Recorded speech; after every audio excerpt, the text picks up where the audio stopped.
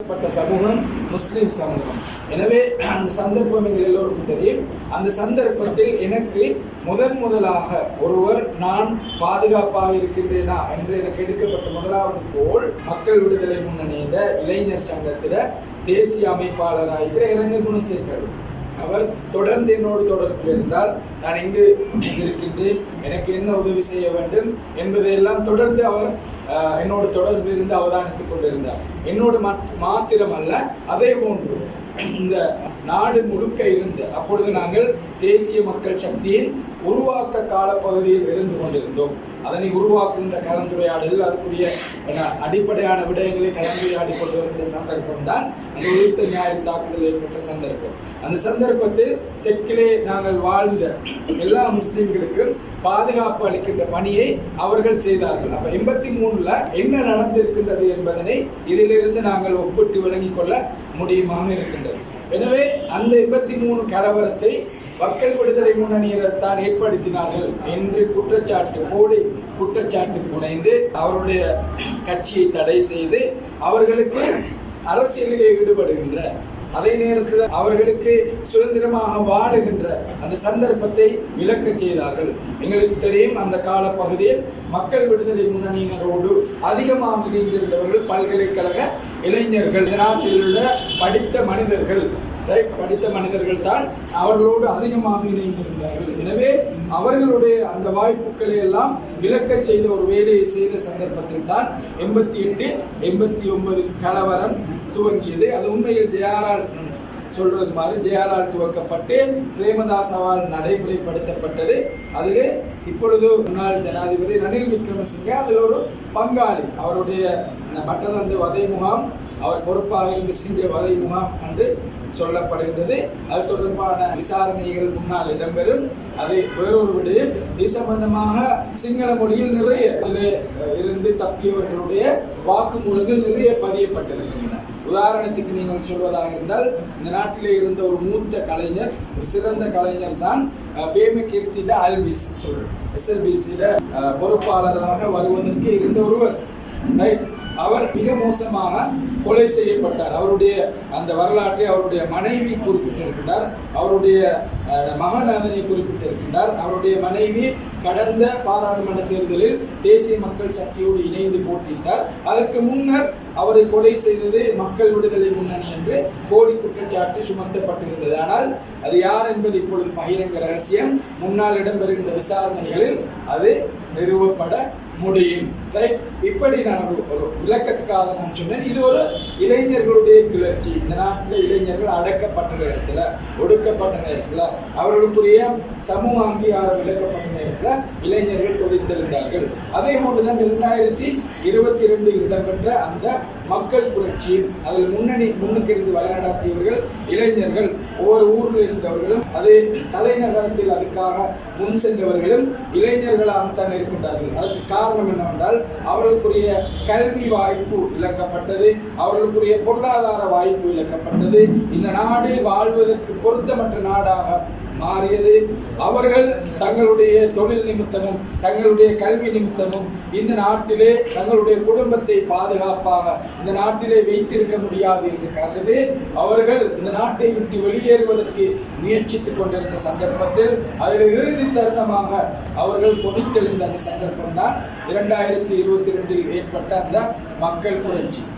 இப்படி இந்த நாட்டில் வஞ்சிக்கப்பட்ட ஒரு தரப்பினர் தான் இந்த இளைஞர்கள். கல்வி ரீதியான வாய்ப்புகள் அவருக்கு இழக்கப்பட்டது, அரசியல் ரீதியான வாய்ப்புகள், பொருளாதார ரீதியான வாய்ப்புகள் இழக்கப்பட்டது என்பது.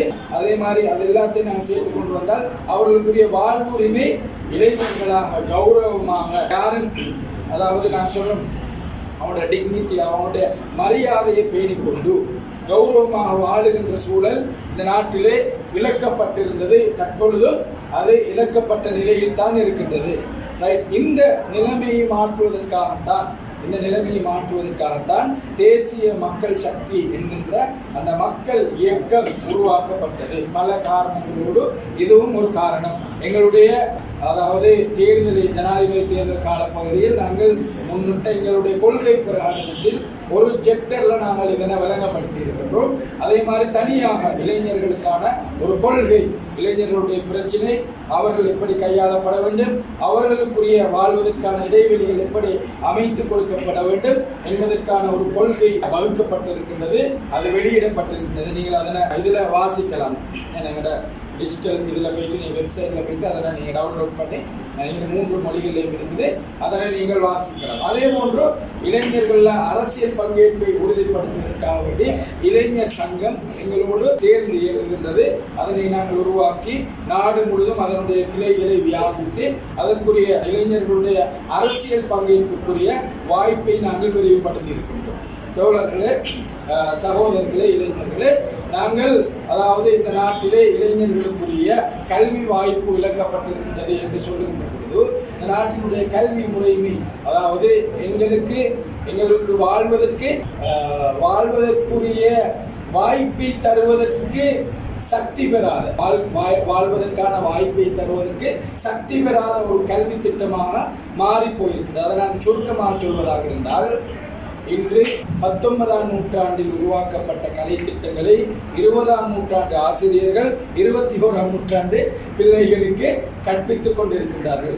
எனவே இளைஞர்கள் இந்த கல்வியில் இருந்து விலகிச் செல்கின்றார்கள். உலகம் வேறொரு இடத்தில் இருக்கின்றது. நாங்கள் 4வது கைத்தொழில் புரட்சி இடம்பெற்றுக் கொண்டிருக்கின்ற காலப்பகுதியிலே வாழ்ந்து கொண்டிருக்கின்றோம். உலகம் 5வது கைத்தொழில் புரட்சியை நோக்கி நுழைந்து கொண்டிருக்கின்றது.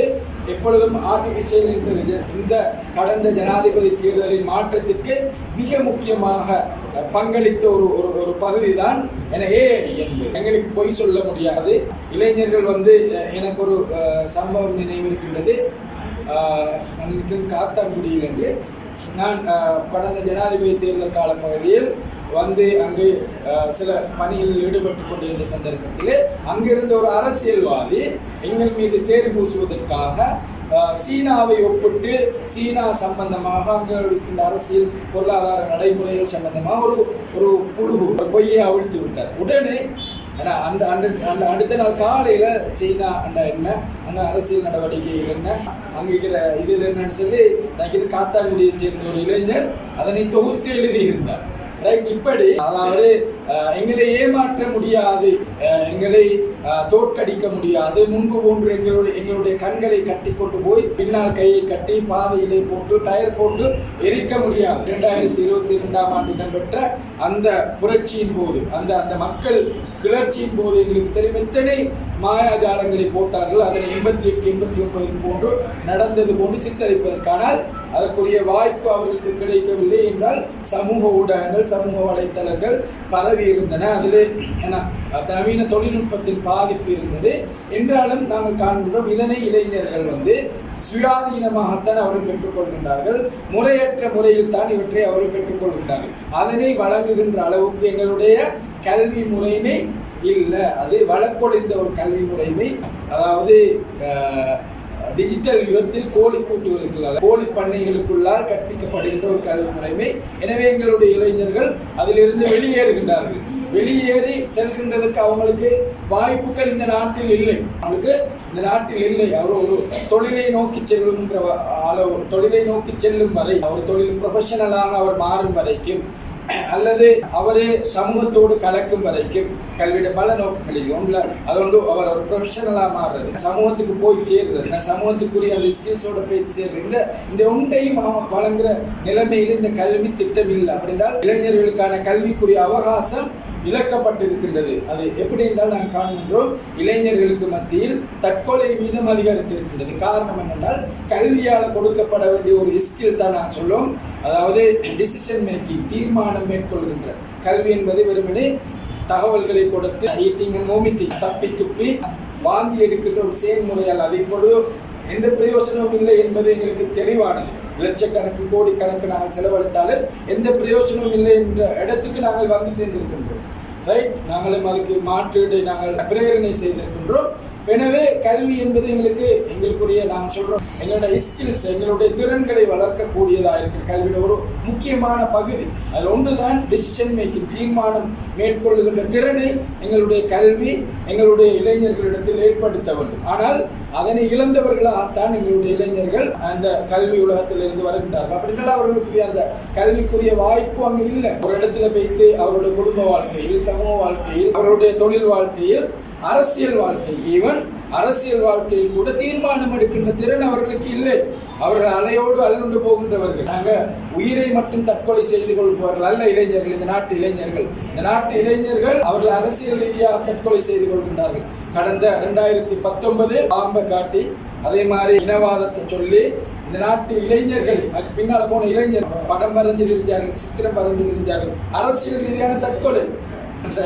இன்னொரு வகையில் நான் சொல்றேன், அதை ஒரு சைடில் அதை பேசிக்கொள்ள போறோம்னா அது பெரிய ஒரு பரப்பு. இது நாங்கள் விளங்கிக் கொள்ள வேண்டிய பகுதி. அடுத்தது பொருளாதார ரீதியான இடைவெளி எங்களுக்கு மறுக்கப்பட்டிருக்கின்றது.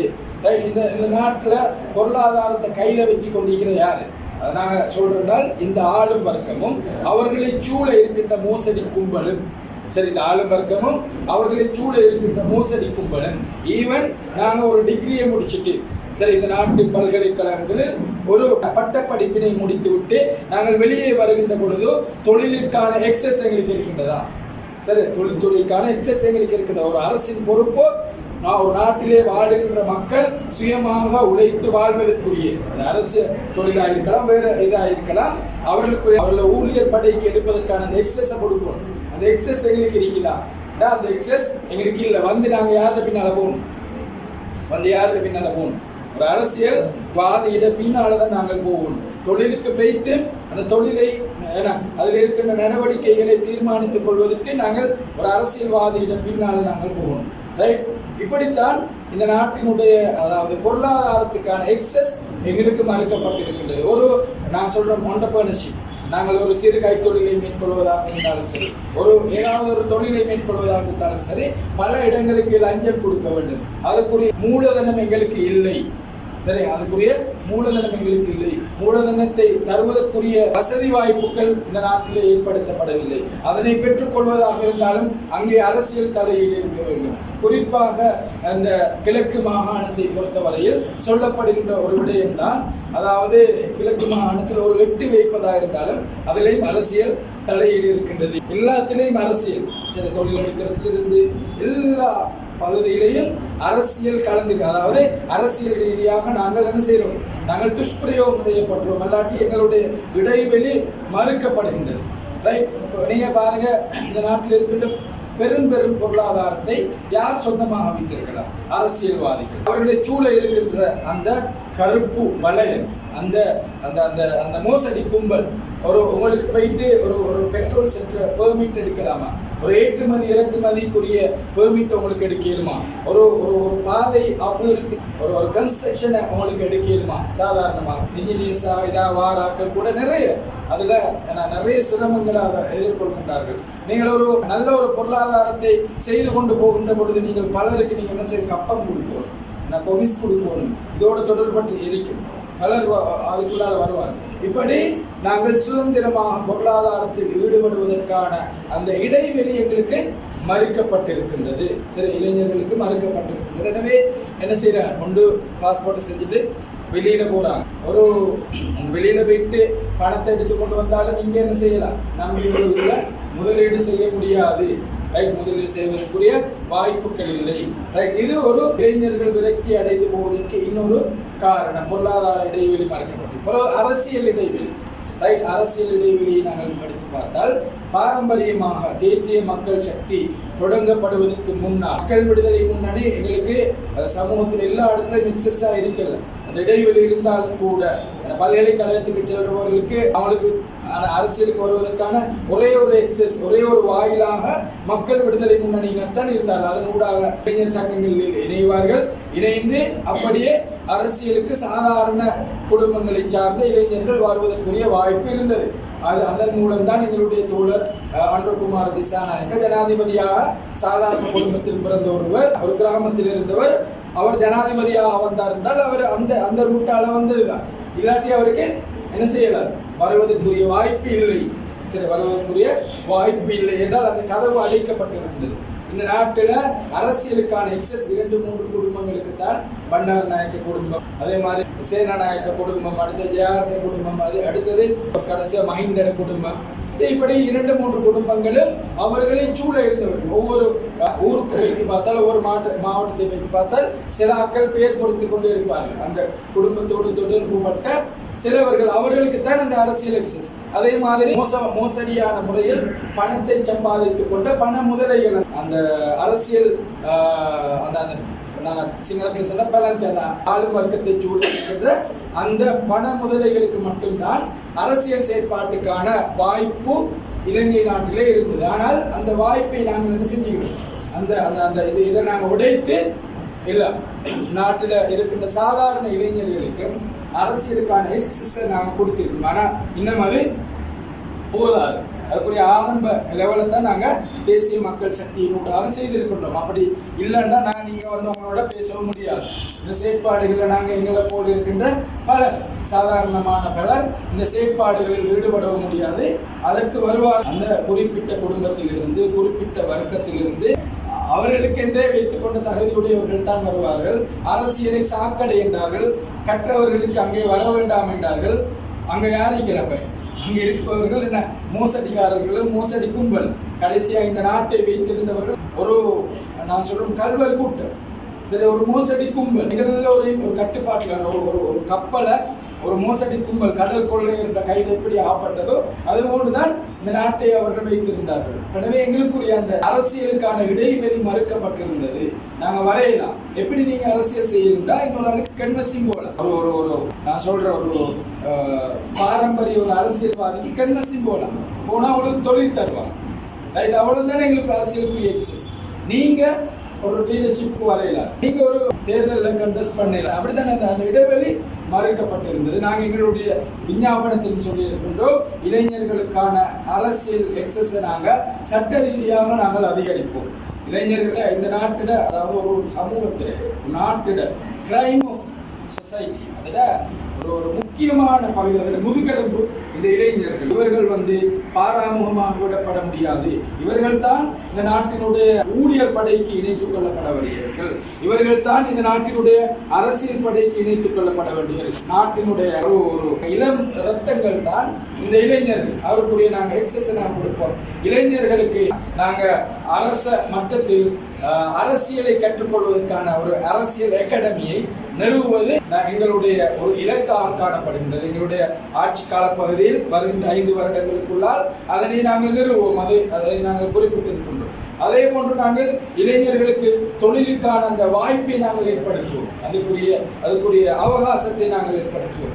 அவர்கள் குறிப்பாக நாங்கள் இந்த பிரதேசத்தில் காணலாம், யுத்தத்தால் பாதிக்கப்பட்டு தங்களுடைய கல்வியை இழந்தவர்கள், குறிப்பாக தமிழ் பிரதேசங்களில் செல்கின்ற நேரத்தில் நான் அவர்களை சந்தித்திருக்கின்றேன். நல்ல துடிப்பான திறமையான இளைஞர்கள் சில நேரம் ஓலவல் செய்ய முடியாமல் இருந்திருக்கின்றனர். யுத்தத்தின் காரணமாக ஏலவல் செய்ய முடியாமல் இருந்திருக்கின்றனர். ஏலவல் செய்த தகுதி இருந்து இந்த நாட்டினுடைய ஊழல் மோசடி காரணமாக பல்கலைக்கழக வாய்ப்புகளை இழந்தவர்கள், எங்கட அதாவது நான் சொல்றேன் அதாவது திறமையின்மையால் இழந்தவர்கள். அதாவது ஒவ்வொரு வருடமும் கிட்டத்தட்ட 1,50,000க்கு மேற்பட்டவர்கள் பல்கலைக்கழகத்துக்குரிய வாய்ப்பை பெறுகின்றார்கள். என்றாலும் எங்களுடைய பல்கலைக்கழகங்கள் கிட்டத்தட்ட 43,000 பேரை தான் உள்வாங்க. சரி, 43,000 பேர் தான் உள்வாங்க. சரி, அடுத்து அவ்வளோ பேர் எக்ஸாம் எழுதுறாக்கள்ல சிட் பண்றாக்கள்ல 116 பேருக்கு தான் பல்கலைக்கழக வாய்ப்பு இருக்கின்றது. அடுத்து அவ்வளோ பேருடைய வாய்ப்பையும் என்ன செஞ்சிருக்கிறார்கள், இந்த அரசியல் மோசடிக்காரர்கள் தான் அந்த வாய்ப்புகளை இழக்க செய்திருக்கின்றார். அப்ப எனவே இப்படி பாதிக்கப்பட்ட இளைஞர்கள் இருக்கின்றார். எனவே இவங்களுக்கு அவங்களோட திறமைக்கு ஏற்ப தொழிலுக்கு செல்ல முடியாத ஒரு நிலைமை காணப்படுகின்றது. அவங்களுக்கு ஒரு மாற்று வீடை நாங்கள் ஏற்படுத்தணும். இப்படி ஒரு விரிவான திட்டத்தை, இளைஞர்களுக்கான ஒரு விரிவான திட்டத்தை நாங்கள் ஏற்படுத்தி இருக்கின்றோம். இளைஞர்களை நாங்கள் எங்களோட அரசாங்கத்தில் நாங்கள் முதன்மையாக செய்கிற விஷயம் என்னென்றால், நாங்கள் கல்விக்கு ஒரு ஃபோக்கஸ் கொடுப்போம். ஒரு பகுதியாக நாங்கள் எங்களோட பொருளாதார அபிவிருத்தியை ஏற்படுத்துவதற்கு இந்த நாட்டில் இருக்கின்ற இளைஞர்களை அவசரமாக இயன்றவரை விரைவாக வேலையற்ற இளைஞர்களை ஊழியர் படைக்கு இணைத்துக் கொள்வதற்கு அல்லது அவர்களுடைய தகுதிக்கு பொருத்தமான தொழில்கள் இல்லாத இளைஞர்களை பொருத்தமான இடத்தில் அமர்த்துவதற்கான ஒரு துரிதமான வேலை திட்டத்தை சுருக்கமாக சொல்வதாக இருந்தால் ஏற்படுத்துவதற்கான அந்த திட்டத்தை நாங்கள் வைத்திருக்கின்றோம். ரைட். இப்படி தேசிய மக்கள் சக்தியை பொறுத்தவரையில் இளைஞர்களுக்குரிய இடைவெளி குறித்து நாங்கள் கவனம் செலுத்தி இருக்கின்றோம். இளைஞர்களுக்குரிய அந்த சந்தர்ப்பங்களை வழங்குவதை குறித்து நாங்கள் கவனம் செலுத்தி இருக்கின்றோம். அந்த வகையில் இளைஞர்களுக்கு தேசிய மக்கள் சக்தியினுடைய அரசியலில் தாராளமான இடம் இருக்கின்றது. தேசிய மக்கள் சக்தியினுடைய அரசியல் அதனுடைய அபிவிருத்தி செயற்பாட்டில் இளைஞர்களுக்கு தாராளமான இடைவெளி இருக்கின்றது. அது ஏற்கனவே கடந்த காலங்களில் போன்று அரசியல் ரீதியாக அரசியல் மயப்படுத்தப்பட்ட செயற்பாடு அல்ல. அரசியல்வாதிகளின் பின்னால் போய் நாங்கள் வாழ்பிடித்து அந்த இடங்களை அடைய வேண்டும் என்பது அல்ல.